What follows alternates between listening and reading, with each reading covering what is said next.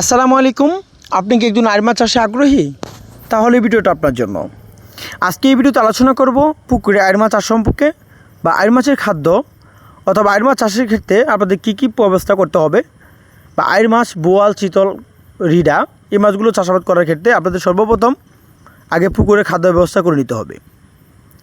তো আইর মাছের পুকুরের জন্য আপনি পুকুর আয়তন অথবা পুকুরের গভীরতা যে কোনো পুকুরে মাছের পণ্যগুলো চাষাবাদ করতে পারেন। কিন্তু লক্ষ্য রাখতে হবে, আইর মাছ যখন চাষ করবেন ভ্যারাইটিস মাছের সাথে, তখন আপনাদের খাদ্য ব্যবস্থা আগে করে নিতে হবে। যদি আইর মাছের থেকে অন্য কাপজাতীয় মাছ যদি বড় থাকে, তাহলে আইর মাছ চাষ করতে পারেন। যদি আইর মাছের থেকে অন্য কাপজাতীয় মাছ 3 থেকে 4 ইঞ্চি বা 5 ইঞ্চি পরিমাণ বড় থাকে, তাহলে অন্য মাছের সাথে আইর মাছের পোনাগুলো কালচার করতে পারেন। আইর মাছের পোনা যদি কালচার করেন, অন্য মাছের সাথে অবশ্যই খাদ্য ব্যবস্থা করে নিতে হবে। কেননা আইর, রিডা, বোয়াল, চিতল, কোরাল এই মাছগুলো বেশিরভাগ ক্ষেত্রে তাদের প্রাকৃতিক খাবার হলো যে কাপজাতীয় মাছের দানিপোনা। তারা এসব খেয়ে তারা জীবন নির্বাহ করে টিকে থাকতে পারে। যে সকল চাষিরা আইর মাছের পোনা পুকুরে চাষ করতে চান, অন্য কাপজাতীয় মাছের সাথে 20% থেকে 25টা, বা যদি এককভাবে কালচার করতে চান আইর মাছের পোনা, তাহলে 60 থেকে 70 পিস করে মাছের পোনাগুলো কালচার করতে পারেন।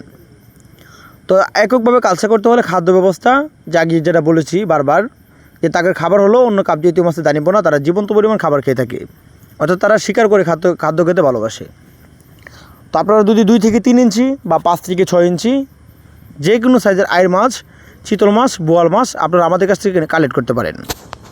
আমাদের এখান থেকে সারা বাংলাদেশের যে কোনো স্থানে মাছের পোনাগুলো হোম ডেলিভারির মাধ্যমে বিক্রয় করে থাকি।